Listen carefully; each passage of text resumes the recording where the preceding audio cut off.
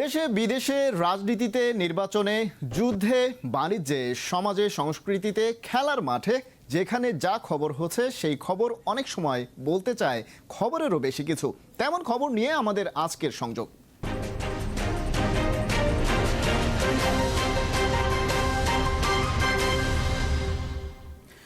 বাংলাদেশ সরকারের যুব ও ক্রীড়া মন্ত্রী হিসেবে দায়িত্ব নিয়েছেন বিসিবি সভাপতি নাজমুল হাসান পাপন। দীর্ঘ রাজনৈতিক অধ্যায়ে প্রথমবারের মতো জায়গা করে নিয়েছেন সরকারের শীর্ষ পর্যায়ে। মন্ত্রিত্ব নেবার দিন পাপন জানিয়েছেন দ্রুতই বিসিবি সভাপতিত্ব ছাড়বেন তিনি, তবে বিসিবি ছাড়লেও থাকবেন ক্রিকেটের সঙ্গে।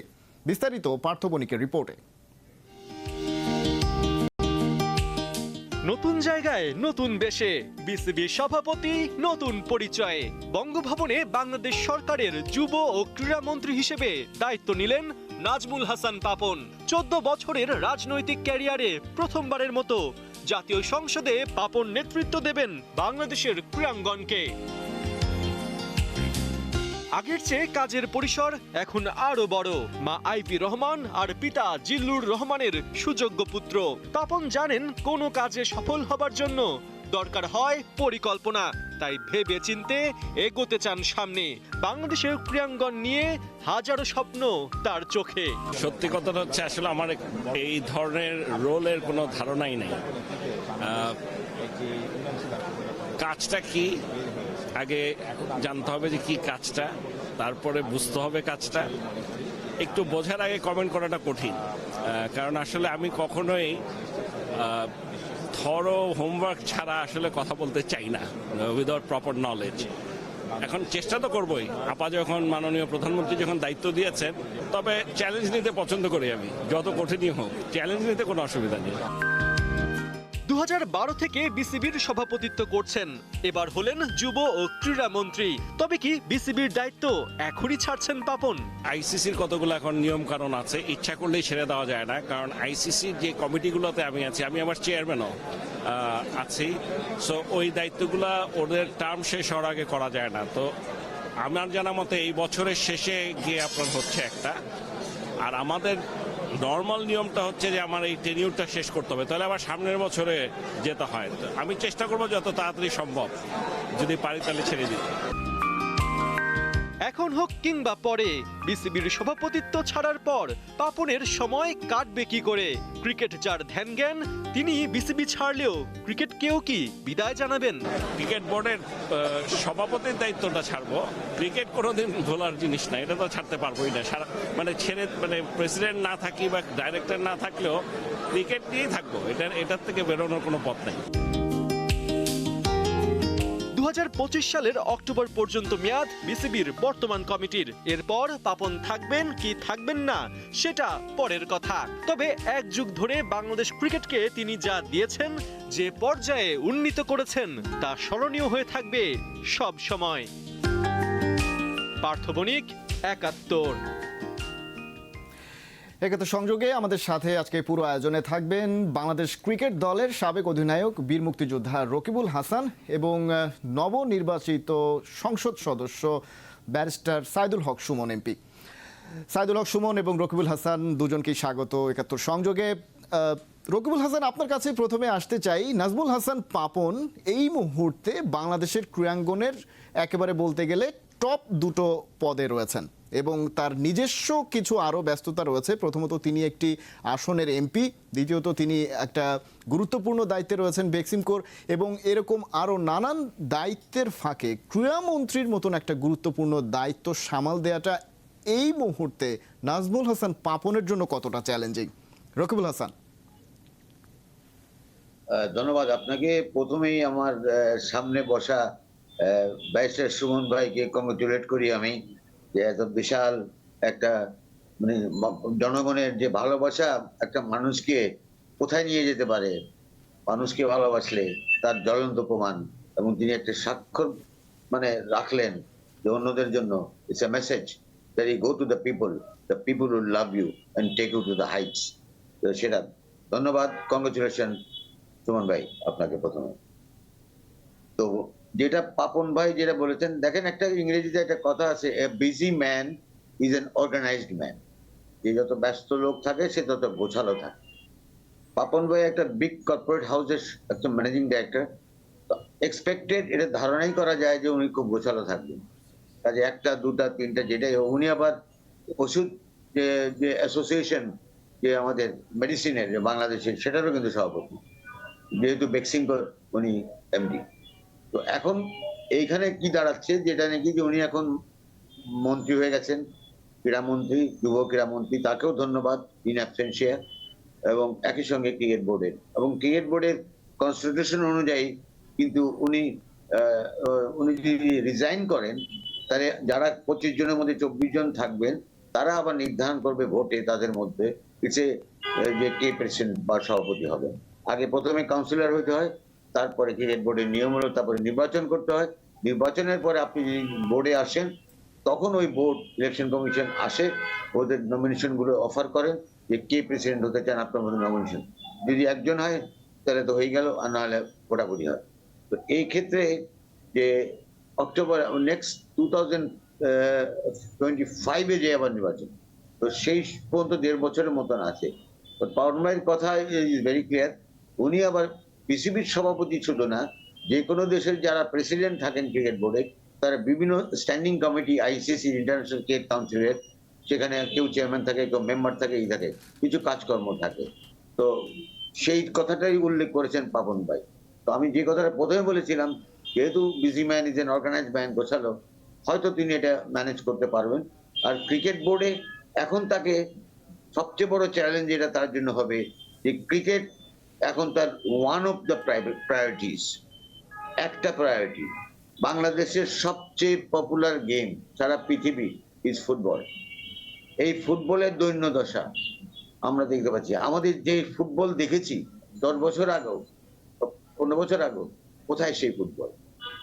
নিঃসন্দেহে ফুটবলের প্রসঙ্গটা যেহেতু রকিবুল হাসান আনলেনি, আমরা একটু ফুটবলের ইস্যুতে ব্যারিস্টার সুমন আপনার কাছে আসতে চাই। আমাদের সঙ্গে সাইদুল হক সুমন যুক্ত আছেন।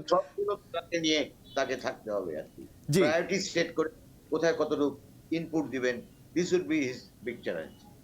জি, আমরা ফুটবলের কথা যেহেতু আসলো, আমরা একটু ব্যারিস্টার সাইদুল হক সুমন আছেন আমাদের সঙ্গে, তার সঙ্গে কথা বলতে চাই যে এই মুহূর্তে আমরা নাজমুল হাসান পাপনের কথা বলছিলাম। তিনি যুব ও ক্রীড়া মন্ত্রণালয়ের পূর্ণাঙ্গ মন্ত্রী হয়েছেন এবং এর আগে বহুদিন 34 বছর পর এরকম একজন পূর্ণাঙ্গ মন্ত্রী পেল ক্রীড়া মন্ত্রণালয়।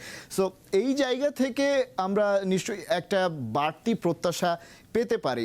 আপনি তো সংসদ সদস্য নির্বাচিত হয়েছেন, সংসদ সদস্যের জায়গা থেকে ক্রীড়াঙ্গনের দাবি দেওয়া নিয়ে আসলে কি ধরনের ভূমিকা পালন করার সুযোগ আছে আপনাদের? নিশ্চয়ই ক্রীড়া মন্ত্রণালয়ের একটা গুরুত্বপূর্ণ পদে নাজমুল হাসান পাপন এসেছেন, একজন সফল ক্রীড়া সংগঠক, কিন্তু আপনাদের জায়গা থেকে যারা এমপি রয়েছেন, তাদের জায়গা থেকে ক্রীড়াঙ্গনের জন্য কিছু করার সুযোগটা আসলে কতটা? ধন্যবাদ আপনাদেরকে। শুনতে পাচ্ছেন আমার কথা? জি, শুনতে পাচ্ছি। দেখুন, আমি এমপি হওয়ার আগে আমার ফুটবলের প্রতি আমার যে প্রেম, প্যাশন, এই প্যাশনের কারণে তো আমি বিভিন্ন ডিস্ট্রিক্টে খেলতে যেতাম। আমার কিন্তু মেইন উদ্দেশ্য ছিল যে বাফুফের প্রতি যেন একটা প্রেশার থাকে সবসময় ভালো কাজ করার। আমি কখনোই বলি নাই যে আমি বাফুফের নেতৃত্বে যেতে চাই। আমার কাছে মনে হয়েছে যে যিনি থাকবেন তিনি যেন কাজ করেন। কারণ এটা একটা কেমন জানি আমরা বহু বছর ধরে ভুলে গেছিলাম যে ফুটবল বলে কিছু জিনিস আছে বাংলাদেশে, যেটার জন্য কাজ করা লাগবে। একটা জিনিস ভালো হয়েছে, আমি ধন্যবাদ জানাচ্ছি জননেত্রী শেখ হাসিনাকে, যে এই প্রথম একটা ফুল মিনিস্টার দিয়েছেন এই যে যুব ক্রীড়া মন্ত্রণালয়। এটা একটা ফার্স্ট সিগন্যাল যে এখন খেলাধুলার বিষয়ে অনেক বেশি গুরুত্ব দেওয়া হবে।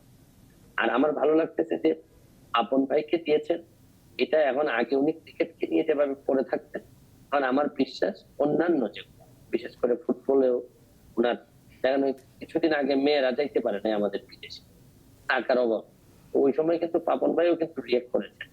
আমার কাছে এখন মনে হয়েছে যে আমরা যথার্থ একজন গার্ডিয়ান পেয়েছি, যার তখন যার লাগবে আমরা তখন তা হয়তো বলতে পারবো ওনাকে। আর আমি এমপি হিসাবে যেটা করতে পারবো, আগে যেটা আমি ফুটবল মাঠে বক্তৃতা দিয়ে বলতাম বা সোশ্যাল মিডিয়াতে আমি লাইভ করে বলতাম, এটা এখন আমার জন্য সুবিধা হবে। আমি একেবারে এই মহান সংসদের ভিতরে যারা স্টেক হোল্ডার আছেন তাদের সামনেই তথ্য উপাত্ত সহ আমি কথা বলতে পারবো। আর যেহেতু আমাদের মাননীয় মন্ত্রী আপন ভাই যেহেতু এই এই বিষয়ে ওয়াকিবহাল। সুতরাং আমার বিশ্বাস উনি খুব দ্রুতই অন্য যে কোনো আমলের তুলনায় এখন দ্রুত ব্যবস্থা নিতে পারেন। নিঃসন্দেহে আমরা জানি যে নাজমুল হাসান পাপন বেশ কিছু সমস্যার সমাধান দীর্ঘ যে বিসিবি সময়টাতে বিসিবি সভাপতি ছিলেন, বেশ কিছু সমস্যার কিছু সমালোচনা রয়েছে, সেটা তো কাজ করলে থাকবেই। বেশ কিছু সমস্যার সমাধানও তিনি করেছেন ক্রিকেটে। বাংলাদেশের ফুটবল নিয়ে ব্যারিস্টার সুমন আপনি বরাবরই বেশ প্রতিবাদী হয়ে থাকেন। এই জায়গা থেকে আসলে একজন পূর্ণাঙ্গ মন্ত্রী 34 বছর পরে যে ক্রীড়া মন্ত্রণালয় পেল, তার কাছ থেকে ফুটবল নিয়ে, যেহেতু আপনি ফুটবল সংগঠক হিসেবে অনেক বেশি পরিচিত, আপনার প্রত্যাশাটা কি থাকবে একজন পূর্ণাঙ্গ ক্রীড়ামন্ত্রী, যুব ক্রীড়ামন্ত্রীর কাছ থেকে? আমার বিশ্বাস যে উনি পাবলিক সেন্টিমেন্টটা ধারণ করবেন। পাবলিক সেন্টিমেন্টে এখনো কিন্তু বাংলাদেশের সবচেয়ে জনপ্রিয় খেলা হিসেবে ধরে নেওয়া হয় ফুটবল। এবং ফুটবলের যে একটা মিশন, এই মিশনটা হচ্ছে গিয়ে যে বেশিরভাগ মানুষকে মাঠে ধাবিত করা। আপনাকে খেলার মধ্য দিয়ে মাদক থেকে দূরে নিয়ে আসতে পারবে। এটা শুধু ফুটবল না, আপনি দর্শকদের জন্য এর চেয়ে জনপ্রিয় এবং কম খরচ এত বেশি খেলা, মানে এত বেশি মানুষকে এন্টারটেইন করা যায় না ফুটবল ছাড়া। এইটার বিবেচনায় উনি নিশ্চয়ই ফুটবলটাকে গুরুত্ব দিবেন এবং ফুটবল ফেডারেশনটাকে রিস্ট্রাকচারিং করার জন্য যা যা করা লাগে করবেন এবং যোগ্য লোক থেকে আসবেন এখানে, বা আনার জন্য যা যা করা লাগে উনি করবেন। এবং আমার বিশ্বাস এই ক্ষেত্রে আমি মাঠ এবং মাঠের বাহিরে সংসদেও ওনাকে সহযোগিতা করব। মাঝে মধ্যে ওনাকে হয়তো চেষ্টা করবো যে যেসব জিনিস অ্যাড্রেস করা দরকার বাইরে থেকে যদি পারা না যায়, সংসদেও গিয়েও আমি চেষ্টা করবো ওনাকে এগুলো বলার। এবং সংসদে ওনার সাথে যখন দেখা হবে, আমার বিশ্বাস আমি বারবার ওনাকে বলবো ফুটবলের কথা, বিভিন্ন ইস্যু নিয়ে কথা বলবো।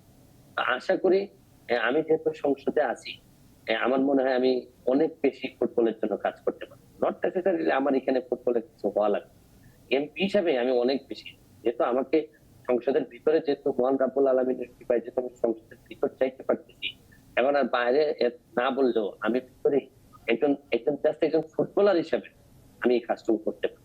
অর্থাৎ আপনার যে ভয়েসটা সেটা আরও বেশি শক্তিশালীভাবে রেইজ করতে পারবেন এবং রাষ্ট্রের একটা গুরুত্বপূর্ণ, সবচেয়ে গুরুত্বপূর্ণ জায়গায় আপনি আপনার প্রস্তাবগুলো রাখতে পারবেন, সেই সুযোগটা আপনার এলাকার মানুষ আপনাকে দিয়েছে। একটু রকিবুল হাসানের কাছে আসতে চাই যে নাজমুল হাসান পাপন তো ক্রিকেট নিয়ে কাজ করছেনই এবং যেহেতু দেখা যাচ্ছে যে অবস্থার দৃষ্টে বিসিবির সভাপতি, তিনি পূর্ণ মেয়াদে শেষ করে তারপরে দায়িত্বটা তাকে ছাড়তে হবে, সেক্ষেত্রে অন্যান্য যে ডিসিপ্লিনগুলো রয়েছে সেগুলো নিয়েও এখন তাকে কাজ করতে হবে, যেহেতু তিনি যুব ক্রীড়ামন্ত্রী। সেই জায়গায় অনেকগুলো ফেডারেশন রয়েছে যাদের আসলে আমরা জানি যে শুধুমাত্র রেজাল্ট ওরিয়েন্টেড সামান্য কয়েকটা ফেডারেশন রয়েছে, সেই জায়গাটাতে ফোকাস করাটা এই মুহূর্তে সবচেয়ে গুরুত্বপূর্ণ, নাকি যতগুলো যে 55টা ফেডারেশন রয়েছে, অ্যাসোসিয়েশন রয়েছে, সেইগুলো সবগুলো নিয়েই কাজ করতে হবে? ফলাফল ওরিয়েন্টেড কাজ করাটা কি লাভজনক হবে কিনা, রকিবুল হাসান? হ্যাঁ, ধন্যবাদ আপনাকে। আমি আপনার মাধ্যমে ব্যারিস্টার সুমন ভাইকে একটা অনুরোধ করব, যেহেতু উনি সংসদে থাকবেন। আমি গত বছরও এটা যখন রাসেল মন্ত্রী ছিলেন আমি বলেছিলাম, কিন্তু রাসেল ওই জিনিসটাকে এড়িয়ে গেছেন, বা যেহেতু হি ওয়াজ এ স্টেট মিনিস্টার।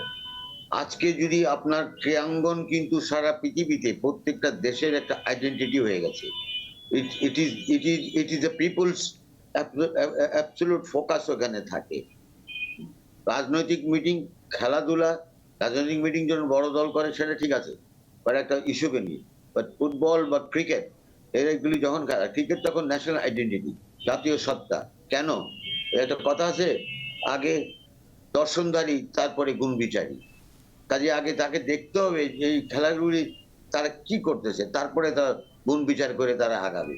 এইখানে আমি রিকোয়েস্টটা করব সুমন ভাইকে, সুমন ভাই ভারতের দিকে তাকান, অন্যান্য দেশের দিকে তাকান। Ministry, joint ministry is not to everybody's responsibility is nobody's responsibility.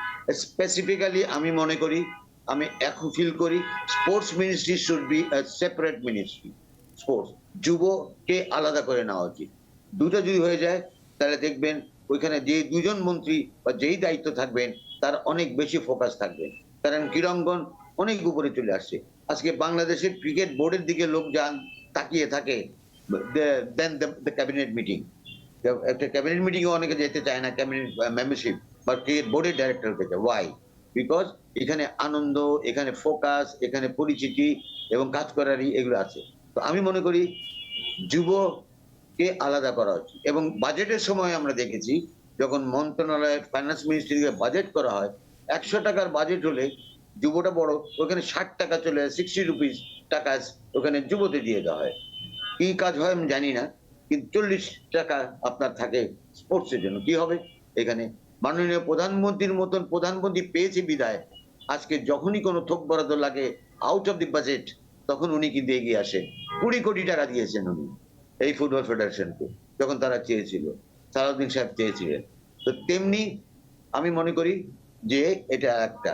আর 2 নম্বর হলো যে আপনি বলেছেন অন্যান্য খেলার কথা, আপনি দেখেন প্রায়োরিটাইজ করতে হবে। আমার বিশ্বাস সুমন ভাই আমার সাথে এগ্রি করবেন যে প্রায়োরিটাইজেশন, অর্থাৎ যেই খেলাগুলি আমার আন্তর্জাতিকভাবে সম্ভাবনাময়, সেই খেলাগুলিতে আমার প্যাট্রোনাইজেশনটা একটু বেশি হওয়া উচিত।